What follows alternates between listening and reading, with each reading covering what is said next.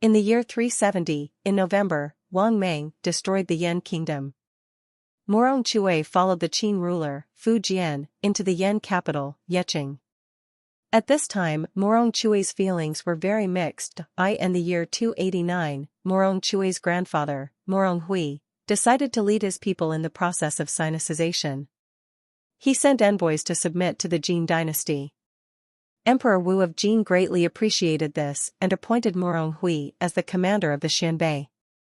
From then on, Murong Hui recruited Han scholars, developed education, promoted talent, improved governance, and advanced agriculture. Through the efforts of 3 generations, the once primitive, backward, and small Murong Xianbei tribe, located in a remote region far from the Central Plains civilization, transformed into the Yan kingdom, a state with a culture and military power far surpassing other minority regimes, capable of standing alongside the Eastern Jin dynasty of the Han people. Murong Chui was Sinicized from a young age and deeply influenced by Confucian thought. Not only was he extraordinarily brave, at the age of 13, he followed his father into battle and achieved numerous military successes, but he also upheld high moral standards, showing kindness, justice, and deep emotions. Despite Murong Chui enduring great humiliation and choosing to leave his homeland rather than cause internal turmoil in the court, the Murong Xianbei tribe still could not avoid the same fate as the Sima family of the Western Jin. Now, with the Yan kingdom destroyed, the hopes and efforts of 3 generations of the Murong Xianbei have been reduced to nothing. Murong Chui could not help but feel as if his heart were being torn apart, overwhelmed with sorrow when Murong Chui saw the former Yan court ministers. He recalled the times when he had been persecuted and could hardly restrain his anger, wanting to step forward and curse them.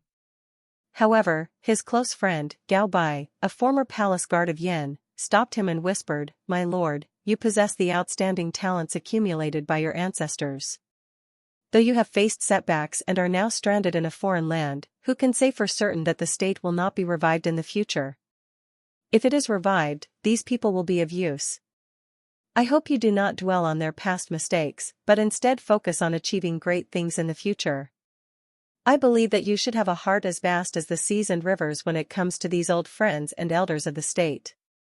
Only in this way can you comfort and win the hearts of everyone, laying the foundation for restoration and accomplishing great deeds.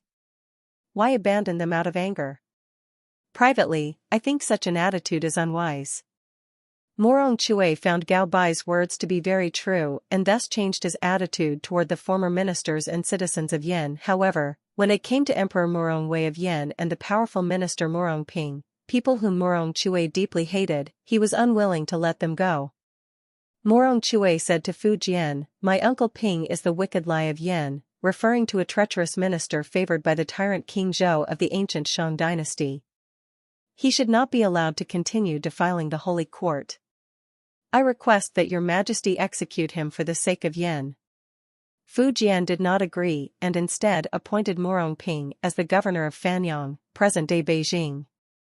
He also reassigned the other princes of Yan to border regions, fully demonstrating the Qin dynasty's leniency and kindness toward the fallen rulers and ministers. From a young age, Fu Jian resolved to unify the 6 directions into one family and regard the peoples of the frontier as his own children. He was determined to eliminate hatred between different ethnic groups and ensure that all people, whether Han or non-Han, could live happy lives. After ascending the throne, Fu Jian promoted Confucianism, developed education, and saw himself as the inheritor of Han political and cultural traditions. He actively implemented the governance principles of a wise ruler and virtuous ministers. His policy toward different ethnic groups was one of subjugation followed by forgiveness, and he generally adopted a tolerant approach toward the nobles of minority groups who submitted or surrendered. In Chinese history, Fu Jian was one of the rare minority rulers who was more enthusiastic about upholding traditional Chinese culture than most Han rulers. Fortunately, thanks to wise minority kings like Fu Jian, even though they destroyed several corrupt Han dynasties, they ensured that traditional Chinese culture could continue uninterrupted for thousands of years. Fu Jian was a rare benevolent ruler, but he was also an extreme idealist. He was overly lenient and compassionate toward the surrendering nobles and ministers of other ethnic groups. Fu Jian had a particular fondness for the Murong Xianbei royal family, which caused discontent and unease among many Qin court officials, including the Prime Minister, Wang Meng. They repeatedly expressed their concerns to Fu Jian about this matter. According to ancient Chinese astronomy, each state or kingdom on Earth corresponds to a specific region in the heavens. Celestial phenomena occurring in these regions are believed to foretell good or bad fortune for the corresponding places on Earth. In the year 373, a comet appeared, resembling a broom and thus known as the Broom Star. Both in the east and the west, the Broom Star was considered an omen of disaster. Zhang Meng, the minister in charge of astronomy and calendar affairs in the Qin court, told Fu Jian, "The comet starts from the heavenly region corresponding to Yin and then moves through the heavenly region corresponding to Qin. This celestial phenomenon is a sign that Yin will destroy Qin."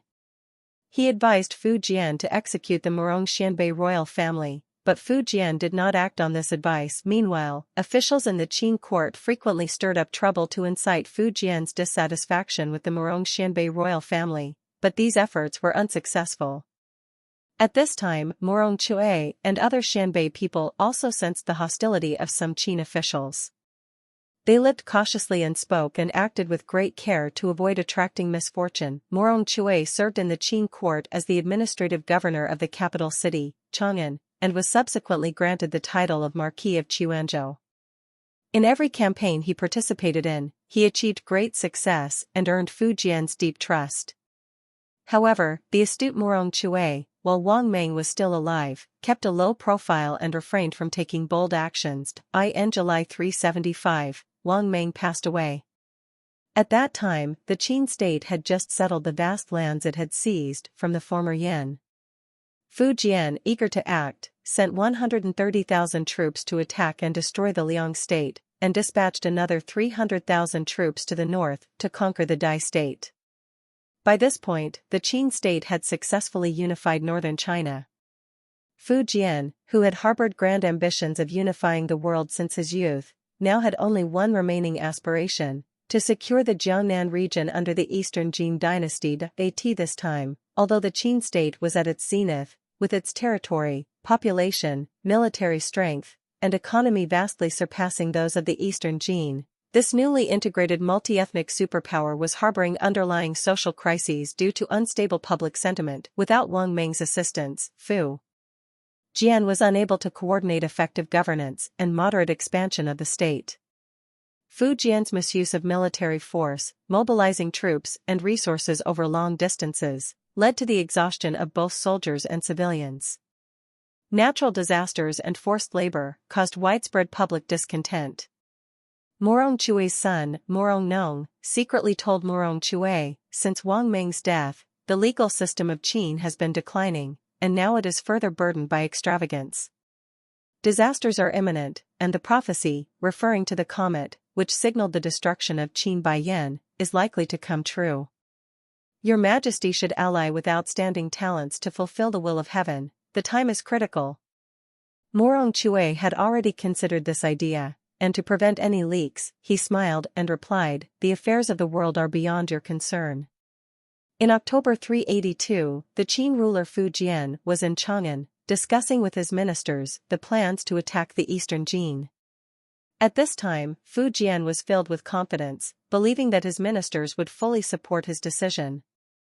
He never expected that most of the court officials would oppose him.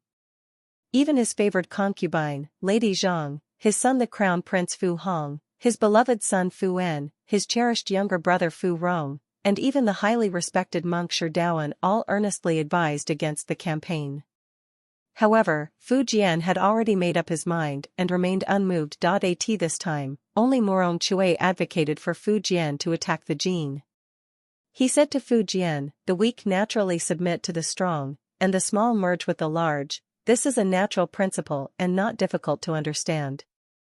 Given your Majesty's divine military prowess and your power extending beyond the seas, with an army of 1 million and generals like Han Xian and Bai Qi in your court, how can a small region like Jiangnan, which defies the royal command, be allowed to remain and pass on to future generations?" The Book of Songs says, "When there are too many planners, the plans do not come together. Your Majesty's wisdom is sufficient for making decisions, There is no need to consult the entire court. When Emperor Wu of Jin pacified Wu, he relied only on a few ministers like Zhang Hua and Du Yu. If he had listened to the entire court, would he have achieved unification? Fu Jian was greatly pleased by this and said, "You alone are the one who shares my vision of unifying the world." Afterward, Murong Chui's nephews, Murong Chui and Murong Shao, said to Murong Chui, "Fu Jian's arrogance has gone too far. Uncle, the opportunity to establish and revive the great undertaking is in this action." Murong Chui replied, "Yes. If it weren't for you, who would I have to achieve great things with?"